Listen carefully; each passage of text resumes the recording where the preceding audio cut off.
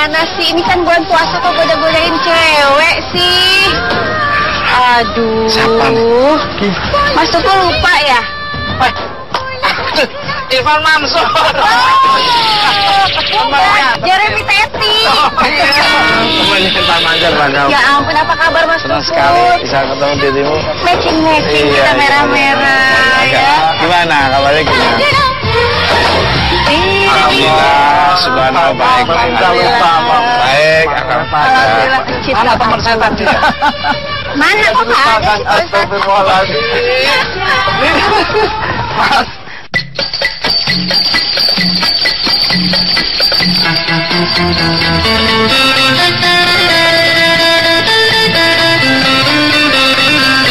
Nah, pemirsa Mr. Tukul jalan-jalan dimanapun Anda berada, dari alam semesta, dari dunia nyata maupun gaib nih. Sekarang saya berada di Makassar ya, lebih tepatnya di depan Masjid Amirul Mukminin bersama Solepati dan Selvi Arwana. Wah, ini luar biasa. Nah, ini merupakan masjid yang terapung yang ada di kota Makassar. Benar, Mas. Cukup indah dan memukau ya. Persikapi tadi ketika Mas Tukul ketemu sama Mbak siapa? Selvi Arwana. Selvi Arwana. Diganti namanya, Mas. Iya, dia yang mendoakan, tak aminin aja. Ini kan bulan puasa nih, ya kan? Mas Tukul semalam sahur nggak? Alhamdulillah Pak Ustadz, itu sahur itu adalah kewajiban juga ya. Karena kalau kita bisa menjalankan sahur, kenapa harus tidak menjalankan sahur gitu? Akhirnya karena itu kesunatan bagi seorang muslim untuk melakukan ibadah puasa dengan sahur. Karena tasaharu fa inna fis sahuri barokah. Jika kalian berpuasa, hendaklah bersahur karena sahur di situ ada keberkahan. Walaupun ngantuk ya, insya Allah harus semua ada pahalanya. Tapi yang nggak ada pahalanya mengurangi puasa ketika dia berpuasa godain cewek. Berkurang nggak tadi Pak Ustadz? Ya tapi kan hanya tiba-tiba. Oh hilang. Karena apa, Mas? Menggoda cewek termasuk itu yang tidak didudukan oleh surganya Allah. Nabi bersabda, Rasulullah Sallallahu Alaihi Wasallam, al jannatu mustaqotun ila arba'ati nafar. Ya apa? Ini apa? Surga itu merindukan 4 perkara manusia. 4 macam manusia. Apa itu, Mas? Yang pertama, talil Quran. Orang yang berpuasa dengan membaca Al-Quran. Yang kedua, wahafidhil lisan, yaitu menjaga lisan dari perbuatan keji dan mungkar. Termasuk tadi sweet. Juga termasuk spontanitas saja. Mengurangi. Dan yang ketiga, wahafidhil lisan wamut aimil ji'an, yaitu memberi makan orang yang lapar. Yang terakhir, wamut aimil ji'an, yaitu orang yang berpuasa di bulan Ramadan. Termasuk Mas Tukul puasa semua kan? Alhamdulillah, Mas. Nah, bisa Mr. Tukul jalan-jalan, kita sudah dapat santapan hati dari Kang Solepati. Tapi lebih baik kita langsung aja menuju masjid. Boleh, kita nanti santapan hati di dalam gimana? Jangan mana tuh, saksian Mr. Tukul jalan-jalan. Masjid Amirul Mukminin merupakan ikon kebanggaan kota Makassar saat ini. Masjid yang dibangun di 8 Mei 2009 ini lebih dikenal dengan nama Masjid Terapung. Masjid yang terletak di timur laut pantai Losari ini bisa menampung 500 jemaah. Selain itu, masjid ini memiliki luas 1.683 meter persegi dan ditopang oleh 164 tiang panjang. Tak hanya itu, masjid ini juga memiliki 3 lantai. Lantai bawah untuk tempat sholat para pria dan wanita di lantai atas. Masjid ini juga memiliki 2 buah kubah yang dapat dicapai dengan menggunakan tangga samping yang mengelilingi masjid.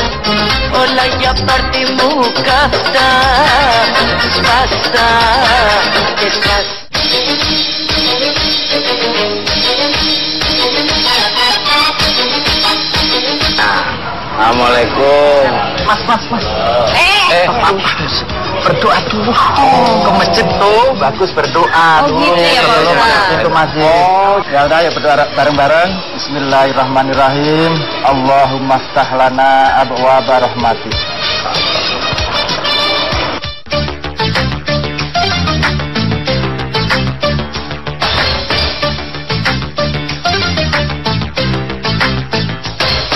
silakan Mas Tukul. As-sodaqatu tatfa'ul bala. Mereka bisa menghalau atau menghancurkan malapetaka. Iya, luar biasa. Apalagi dalam bulan-bulan Ramadan seperti ini. Banyak sedekah ya Pak Ustadz.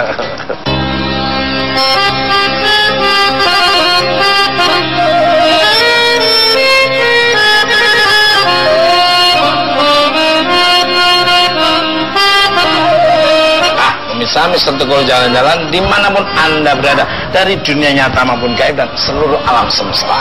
Monggo Kang Surapati, langsung aja kita lihat-lihat view-view yang ada di Masjid Amirul Mukminin. Sangat luar biasa sekali ya. Ini tinggal menjaga lingkungannya supaya anak tupatu minal iman ya. Kebersihan salah satu dari iman. Jadi bersih pantainya, bersih masjidnya, bersih hati dan pikirannya. Ayo kita.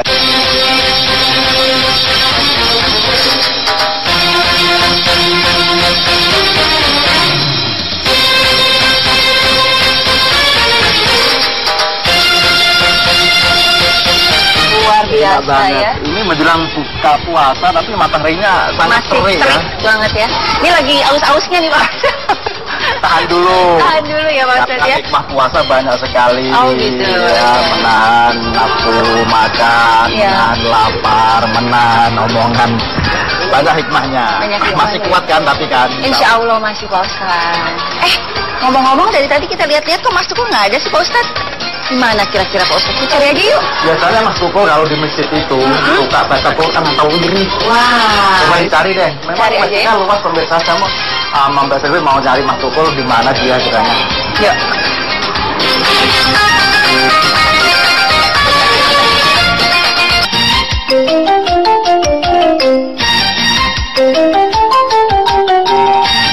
Ya Allah, itu siapa?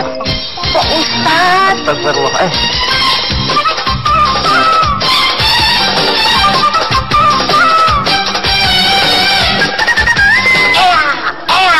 Tuh, Mas Tukul bangun ya Allah. Sobat. Gimana? Tadi kan suasana itu kayaknya panas banget Di luar ya? Jadi saya kepingin di sini adem, tenang. Jadi memang kalau udah di masjid itu saya tuh kerasan. Adem ya? Kerasan adem ya. Kadang setelah dikir, sholat itu kita langsung kadang saking senangnya ketiduran. Ya ampun. Ya kirain tadi iktikaf. Kalau iktikaf itu Mas, ada niatnya. Nawaitu iktikaf sunnatan lillahi ta'ala. Iya. Terus diem, dikir. Itu bukan tidur di masjid. Mungkin tahunya Pak Ustadz saya tidur, tapi di dalam hati saya itu kan selalu Beneran. Loh, asyhadu la ilaha illallah, asyhadu anna Muhammadar Rasulullah. Sampai tidur akhirnya. Terus itu Sampai ketiduran. Sampai ketiduran. Oh, enggak apa-apa kalau itu. Terus lawan Nabi Allahumma sholli ala sayyidina Muhammad wa ala sayyidina Muhammad. Berapa kali, Mas? Alah, ini enggak terhitung. Aku tuh enggak pernah hitung-hitungan sama Tuhan. Allah Subhanahu wa taala enggak pernah hitung-hitungan sama saya. Bener. Cuman kalau puasa, kalau kan memang tidak ada dosa yang dilakukan manusia kecuali berpuasa itu sendiri. Meskipun itu dia tidur di masjid, di rumah, dapat pahala Mas. Oh, dapat pahala Pak Ustadz. Iya. Cuman kalau buat tidur mulu ya sama aja bohong, artinya tidak ada kegiatan. Mas Tukul nih, Ya. tahu nggak kalau Kota Makassar bisa jadi Islam Ya. itu berkat orang Melayu Mas. Masa sih? Iya. Bener ini Orang sejarahnya Melayu, gitu. sejarahnya ada. Nah itu kalau nggak dari Padang kalau nggak salah ya, dari Padang. Dari rumahnya Mbak Susi. Oh, Sendiri Kiti. dari Itu yang sini. berjuang di sini Istri awalnya. saya sana. Awalnya. Siapa itu? Datuk Ri Bandang kalau nggak salah. Datuk Ri Bandang. Nah, kayak apa ceritanya kita tanya-tanya sama mungkin narasumber yang ada di sini. Oh ada ya. kok. Tadi ada nunggu takjil di sini untuk Ini berbuka mungkin puasa. beliaunya ini. Oh, Ya.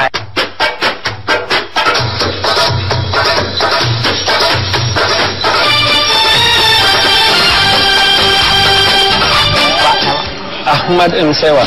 Bapak Ahmad Im Sewa. Kita mungkin bisa cerita sejarahnya, kronologisnya. Apa benar ini? Berarti di Islam di sini tuh Kota Makassar ini Ya. berasal dari Melayu itu, orang Ya. Melayu itu.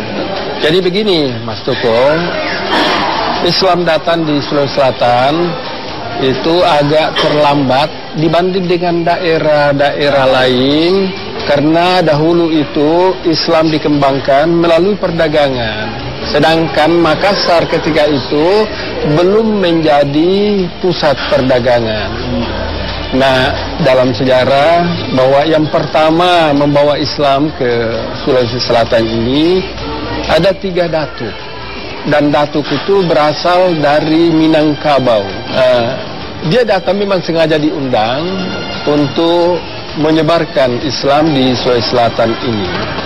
Lalu pendekatannya dia mulai ke atas dulu. Yang diislamkan adalah raja. Alauddin itu ya? Ya, Raja Goa. Raja Goa ya, Alauddin. Alauddin. Ya, Alauddin. Jadi Sultan Alauddin. Karena Sultan Alauddin ini sebagai raja, di sini disebut turunan Tomanurung. Orang dari Dewata turun ke bumi. Nah, kayaknya Pak Ustadz dan Mbak Selvi, setelah Pak Ahmad ini kita nggak sabar nih. Gimana kata kita langsung ke ziarah ke makam beliau? Oh, bisa. Ya.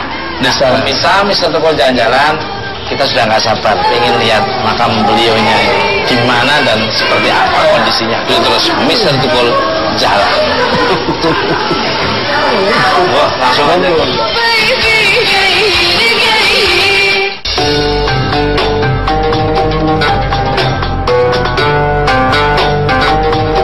Datuk Dibandang yang memiliki nama asli Hatib Tunggal Abdul Makmur merupakan ulama asal Minangkabau yang ditugaskan untuk mengajarkan agama Islam di tanah Goa Talo di abad ke-16. Kedatangannya di tanah Goa Talo ini ternyata disambut baik. Kepandaian Datuk Dibandang dalam berdakwah memudahkan dirinya membuat Raja Abdullah dari Talo dan Raja Alauddin dari Goa menganut agama Islam.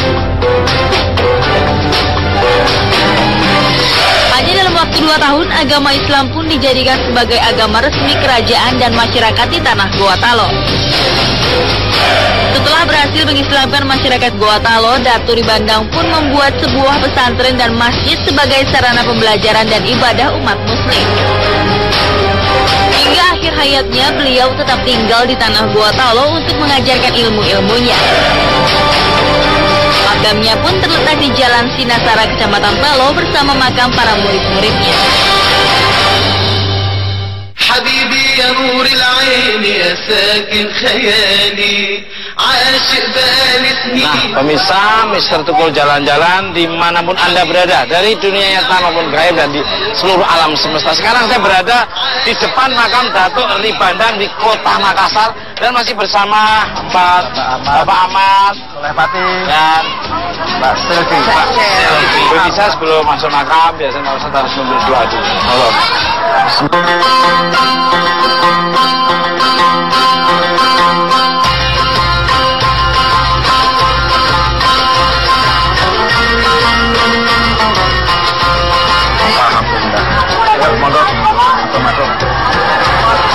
Oke pemirsa, langsung aja masuk ke dalam monggo.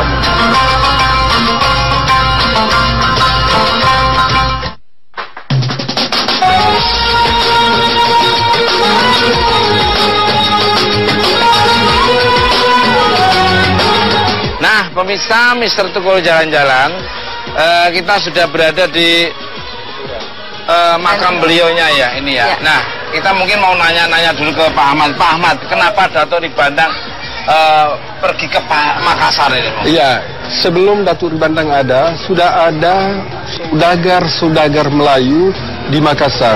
Saudagar-saudagar Melayu itulah mengundang beliau untuk datang ke Makassar. Datang ke Makassar bersama dengan 3 datuk. Datuk Dibandang pertama, Datuk Ditiro kedua, dan Datuk Patimang yang ketiga. Yang kemudian nanti ada pembahagian tugas masing-masing sesuai dengan keahlian dan tantangan yang dihadapi masyarakat. Di Makassar ini, Datuk Dibandang bertugas karena persoalan di Makassar adalah sabung ayam, penjudian, masalah syariah. Nah, ahli syariah ini Datuk Dibandang. Nah, dahulu ini adalah daerah tinggi, sehingga itu dipilih pada awalnya ada pertanyaan tadi kenapa tidak bersama para raja-raja, tapi beliau itu orang sederhana, biarlah saya di tempat ini. Jadi pemakaman di sini adalah atas pilihan beliau sendiri. Iya. Ya. Apa yang dirasakan di sekitar makam ini dari Datuk Ri Bandang? Iya, ini yang saya rasakan ketika kita masuk. Sebenarnya kan ini puasa ini panas banget, Mas. Iya. Cuman ketika masuk makam merasakan hawa yang adem, hawa yang dingin. Kalau untuk Silvi apa ya terus? Apa langsung aja gimana nih? Langsung aja. Langsung aja penasaran sekali Mas Tukul ya Pak ya. Pengen lihat ke dalam seperti apa. Bisa Mister Tukul jalan-jalan. Gimana kalau kita langsung aja ke dalam? Seperti apa? Energi apa? Ikuti terus. Oh.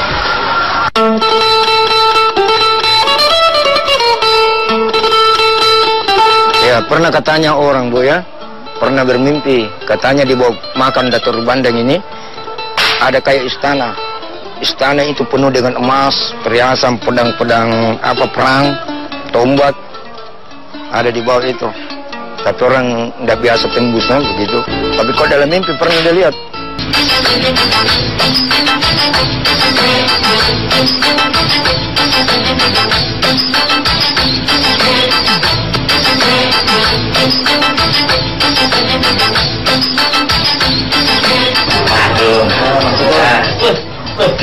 Oh di sini masuk. Mbak Citra Prima. Iya, jadi ini saya kan baru sampai di ujung pandang, langsung telepon rekan saya, kebetulan memang juru kunci di makam Datuk Ri Bandang. Tapi sebelumnya mungkin karena kita sudah datang ke makam Datuk Ri Bandang, kita berdoa dulu. Oke.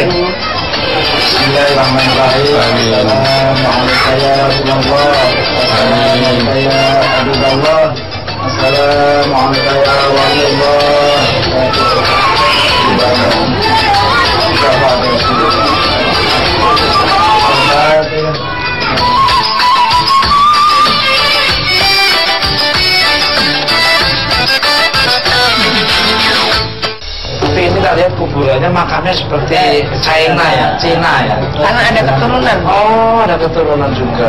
Nah, kita lebih selain tanya-tanya. Iya, pasti langsung. Ya, gimana nih Mas Nasrul ini? Mas Nasrul kan udah berapa turunan ini? Udah 7 turunan apa 8 turunan? Udah 5 turunan loh. Gimana Mas Nasrul bisa menceritakan? Kalau setiap saya ngambil di sini itu saya merasakan hawanya yang harum gitu. Cuman ada juga yang pernah mengatakan, pernah mimpi bahwa di bawah ini makam Datuk ada kayak kolam.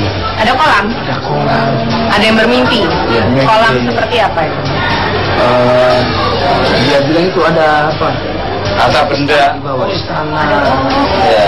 Wah, ini kalau Kang Solepati bisa memvisualkan di sini gambar-gambarnya, wah, Sebenarnya saya itu udah gak sadar, soalnya seperti ada yang sekarang saya depannya melihatnya.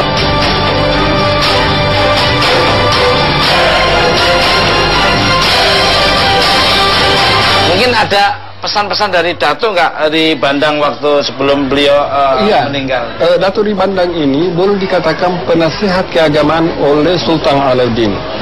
Ketika ada permintaan dari Arumatoa Wajo untuk mendatangkan seorang ulama ke sana dalam mengajarkan Islam, lalu beliau datang di sana. Salah satu pesannya bahwa antara adat dan agama jangan dipertentangkan. Oh, betul. Kalau ada masalah, bertanyalah kepada adat. Ya. Kalau masih tertumbuh pada masalah itu, bertanyalah kepada syariah atau kepada agama. Karena agama itu katanya pesannya itu adalah keputusan Tuhan. Itu di antara lain pesannya. Subhanallah. Ya, dari Pak Nasrul mungkin ada pesan apa? Mungkin dari Kalau sendiri ada pesan yang datang dari dia sendiri yang suruh sama saya. Oh iya. Ketika itu ada pernah bersiaran, dia masuk ke raga itu yang benar. Dia berwasiat bahwa sampaikan janganlah meminta kepada saya, mintalah kepada Allah. Oh, semua. Jadi semua tidak boleh minta di sini, tapi minta Allah kepada Allah Subhanahu wa Ta'ala. Ini hanya untuk ada acara apa namanya? Ziarah. Ziarah. Ini mendoakan almarhum, semoga jadi kita bisa mendapatkan hikmah yang pernah semasa hidupnya. Luar biasa sekali Pak Nasrul ya. Oke, pemirsa sepertinya saya bersama Mbak Selvi serta Mbak Citra Prima sudah nggak sabar ya, ingin menyusul Kang Solepati seperti apa ya hasil lukisan. Jangan kemana-mana, saksikan terus Mr. Tukul Jalan.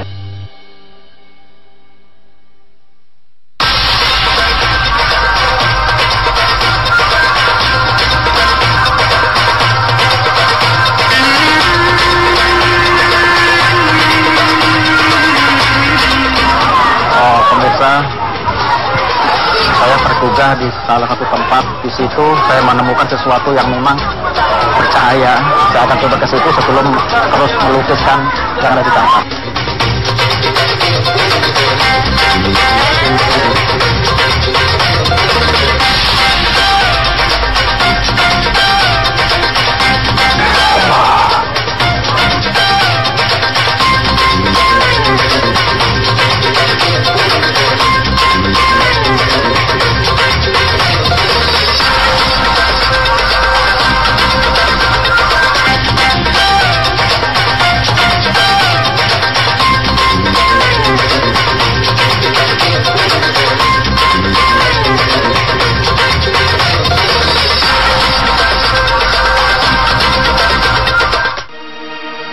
Nah, pemirsa Mr. Tukul Jalan-Jalan dari dunia nyata maupun gaib dimanapun Anda berada dari seluruh alam semesta yang ada di sini.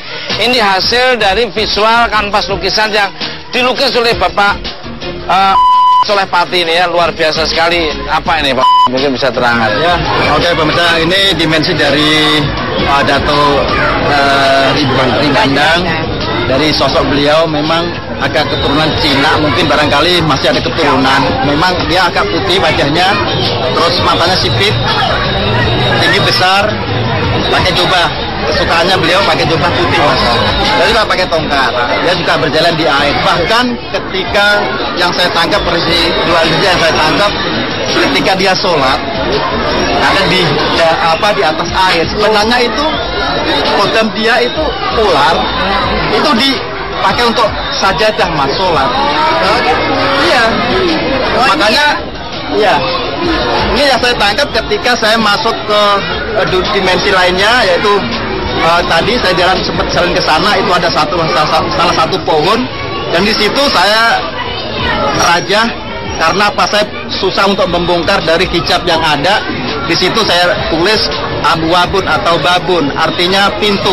Kalau Mbak Citra Primani. Ya, ini seperti yang dilukiskan oleh Kang Soleh Pati, sebenarnya sama persis seperti yang pada saat saya masuk pertama kali ke dalam makam. Jadi melihat sosoknya seperti apa, bukan yang ada di sini, tapi flashback kehidupan sebelumnya seperti apa. Kalau dari Pak Ahmad. Ya, yang pertama dulu, waktu beliau datang, lalu kesulitan air tawar. Bagaimana caranya minum?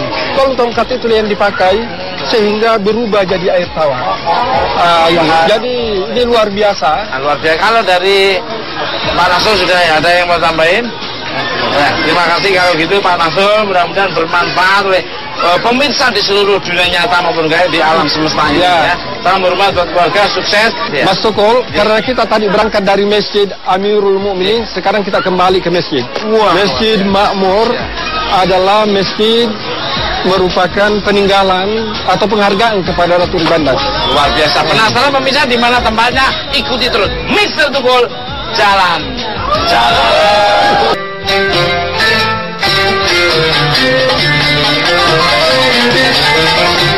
Masjid Makmur Melayu merupakan salah satu masjid yang menjadi saksi penyebaran agama Islam di Makassar. Masjid yang terletak di Jalan Sulawesi ini merupakan bekas pesantren Hatib Tunggal Abdul Makmur yang didirikan oleh Datu Ribandang sebagai tempat pembelajaran agama Islam di Makassar. Setelah beliau meninggal, pesantren tersebut dijadikan masjid bernama Masjid Makmur Melayu sebagai penghormatan kepada Datu Ribandang. Walaupun masjid ini pernah dibom dan direnovasi 2 kali, namun kesakralannya masih terasa. Apalagi dengan pengakuan para pengurus masjid tentang kejadian-kejadian unik yang pernah terjadi di dalam masjid ini.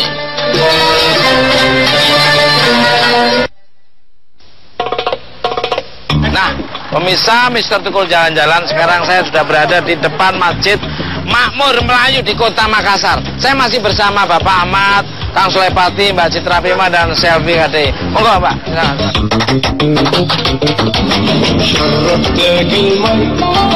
Ini adalah sesepuh dan keturunan Melayu. Namanya Ince Muhammad Unais Hussein Hasan. Kita ngobrolnya lebih bagus kita ke sini deh. Oh iya, boleh. Nah, sekarang gini Kak Ji, apa bener ini masjid ini dulu kali dibangun oleh Datuk Ribandang? Betul ini. Iya. Luar biasa. Jadi Datuk Ribandang itu kita kenal adalah berasal dari Melayu. Dan karena itulah orang Melayu yang memanggil datang di sini. Dan salah satu jasa orang Melayu adalah membangun masjid. Di sini juga masjid dia bangun. Ini dulu adalah madrasah atau pesantren yang dari sini Datuk Ribandang memberikan pengajaran agama Islam. Dan untuk mengenang beliau, maka dibangunlah masjid ini. Namanya Masjid Makmur Melayu, yang letaknya di Kampung Melayu. Ini namanya Kampung Melayu. Memang kalau kita bicara Islamisasi pada masa awal, itu penuh dengan misteri. Tapi dalam penelitian historis, lalu dikatakan, disitulah kekaguman orang terhadap pembawa Islam pertama. Dia kagum karena punya ilmu, dia kagum karena punya pengalaman yang panjang.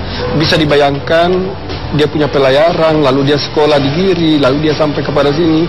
Itu artinya bahwa dia lebih hebat dari rata-rata orang kebanyakan ketika itu. Nah, biasanya orang hebat itu selalu ada legenda. Mbak Silvi, apa yang Mbak Silvi Tadi sih pertama kali turun dari mobil dan masuk ke pelataran sampai ke depannya, memang ini khas banget lain daripada masjid-masjid lainnya, dimana memang ini masjid kuno sekali dari struktur bangunannya. Dan yang pasti pas masuk ke dalam itu suasananya memang ambience lah ya, meskipun di tengah keramaian. Betul. Ini kan kiri kanan jalan gitu, tapi pas masuk bener-bener kayak kedap suara, kayak bener-bener orang untuk melakukan ibadah itu bener-bener bisa khusyuk gitu. Sekarang kita mau lihat-lihat konstruksi bangunan masjid yang sangat indah ini, yaitu Masjid Makmur Melayu. Nah, seperti apa konstruksinya, kita dari pojok ke pojok kita akan menelusuri, melihat mungkin bisa dicontoh atau diambil yang positif-positif. Ikuti terus Mr. Tukul Jalan.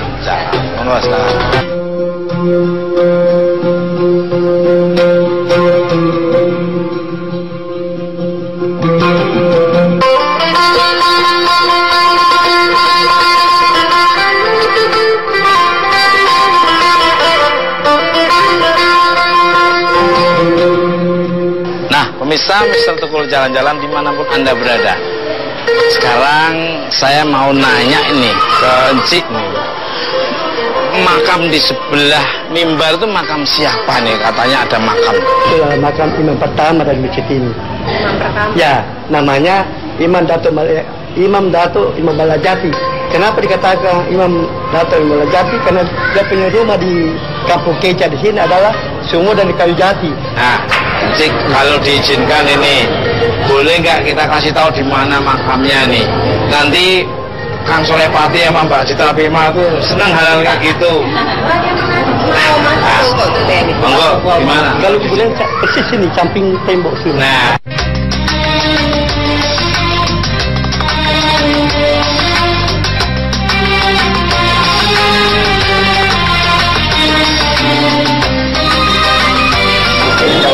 Rasakan mas, dari tanah yang saya pegang, dari tembok tembus tanah itu memang ada bukan getaran ya, tapi adem, adem ya, terus seperti itu. Jadi seperti kita nyentuh air gitu ya. Jadi kayak kita seperti habis berwudu itu kan seperti segar. Nah, pada saat kita berdoa kepada almarhum jadi imam pertama ini seperti kayak kita seperti habis berwudu.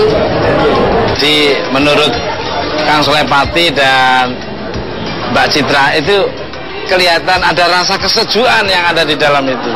Jadi kesejukan, ketenangan itu.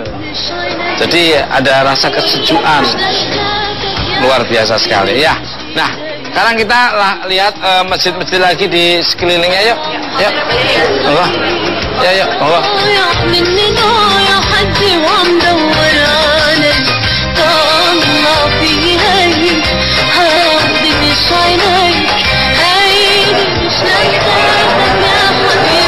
Udah lemes ya. Ya.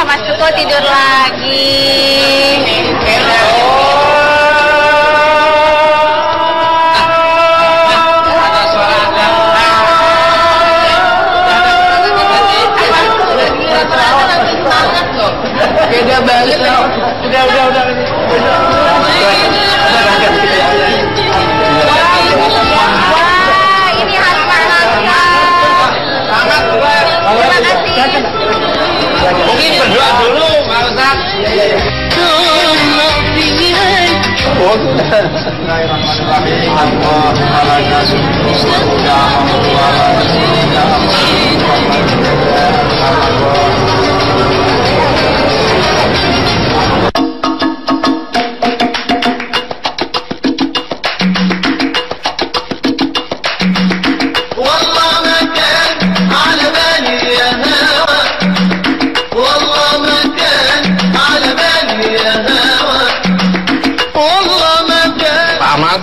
Saya ngucapin terima kasih. Ya. Mudah-mudahan bermanfaat semua apa yang dijelaskan oleh Bapak Ahmad, oleh pemirsa di seluruh dunia. Kita ketemu lagi. Salam hormat buat keluarga semua. Pak Haji, terima kasih. Salam hormat buat keluarga. Sehat selalu, bahagia. Alhamdulillah. Pemirsa Mr. Tuko Jalan-Jalan, ambil sisi positif tontonan Mr. Tuko Jalan-Jalan, yang negatif jangan diambil. Kekuatan yang tidak bisa tertandingi adalah kekuatan dari Allah Subhanahu wa Ta'ala. Tunggu kehadiran Mr. Tuko di tempat yang berbeda, yang menarik, yang bisa diambil sisi positifnya, dan ada budayanya, ada wisatanya. Saya beserta tim Mr. Tuko Jalan-Jalan mengucapkan selamat menunaikan ibadah puasa, dan mudah-mudahan puasa diterima oleh Allah Subhanahu wa Ta'ala. Amin.